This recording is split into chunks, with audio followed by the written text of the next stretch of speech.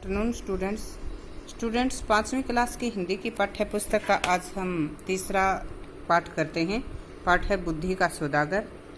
यहाँ एक छोटे से बच्चे के माध्यम से बुद्धि के महत्व को बताया गया है। तो मध्य प्रदेश के एक छोटे से गांव में एक लड़का रहता है। लड़का बहुत गरीब है।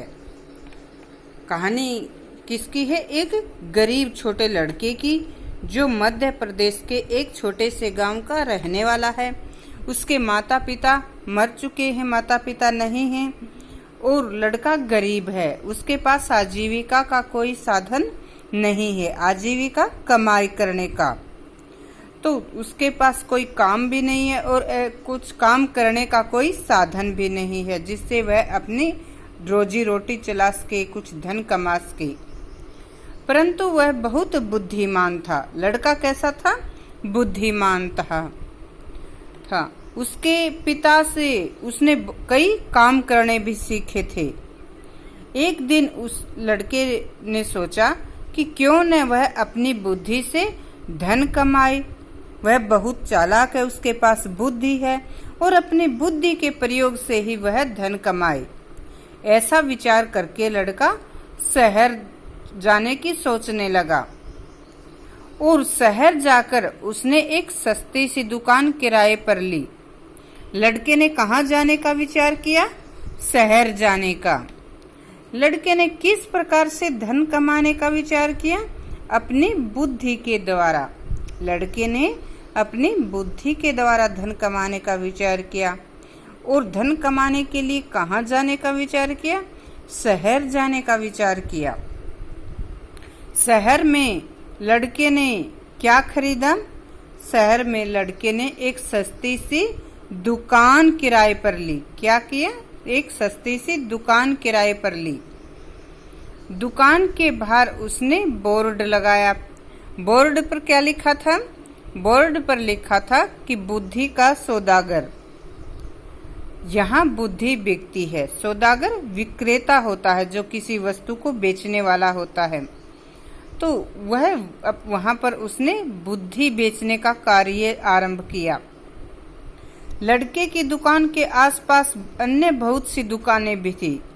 बाजार था, वह बाजार में बहुत सी दुकानें होती है ना, तो इसी प्रकार यहाँ पर भी आसपास और अन्य दुकानें थी। कोई फलों की दुकान, सब्जी की दुकान, कपड़े की दुकान, जेवर की दुकान और मेवों की दुकान। मेवे क्या होते हैं? मेवे जो सूखे फ्रूट्स होते हैं, जैसे बादाम होता है, किशमिश होते हैं, काजू होते हैं, इस प्रकार से जो ये ड्राई फ्रूट्स होते हैं और अन्य वस्तुओं की दुकानें भी वहां पर थी। सभी दुकानदारों ने सोचा भाई ये कैसी अजीब दुकान बनी है जहां पर बुद्धि बिकती है, और सभी उस लड़के का मजाक उड़ाने लगे और कहने लगे, वाह भाई, यह दुकान तो बड़े गजब की है। अब तो अकल भी बिकाऊ हो गई है कि लोग बुद्धि को भी बेचने लगे हैं, अपनी अकल को भी बेचने लगे हैं। लड़का उनकी बातों की कोई परवाह नहीं करता। वह दिन भर आते जाते ग्राहकों को आवाज लगाता कि आओ आओ, बुद्धि ले जाओ, एकदम से खरी है, सस्ती है और उपयोगी भी है। एक दाम सही दाम, आओ ले जाओ। तो इस प्रकार से लड़का वहां से आने जाने वाले ग्राहकों को बुद्धि खरीदने के लिए बुलाने लगा। बहुत दिन बीत गए, परंतु बुद्धि के सौदागर की दुकान पर एक भी ग्राहक नहीं आया। जब लड़का निराश होकर दुकान बंद करने की सोचने लगा, तो एक धनी सेठ का मूर्ख लड़का उधर से निकला। बुद्धि के सौदागर की दुकान पर सबसे पहले बुद्धि खरीदने कौन आया? एक धनी सेठ का मूर्ख लड़का। वो उधर से निकल रहा था।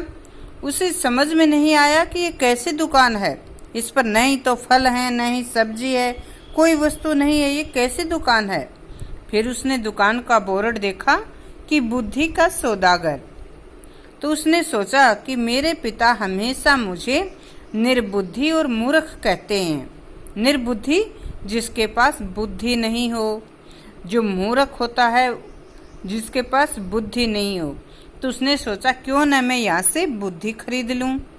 ये सोचकर उसने सौदागर से कहा कि भाई मुझे एक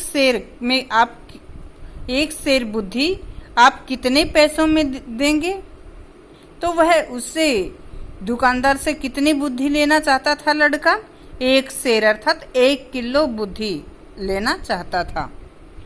तो इस प्रकार से बुद्धि के सौदागर उस लड़के के पास सबसे पहले एक धनवान सेठ का निर्बुद्धि, जिसके पास बुद्धि नहीं थी, बुद्धिहीन मूर्ख लड़का बुद्धि खरीदने के लिए आया। तो आज की ये कहानी इतनी ही, आगे कल करेंगे।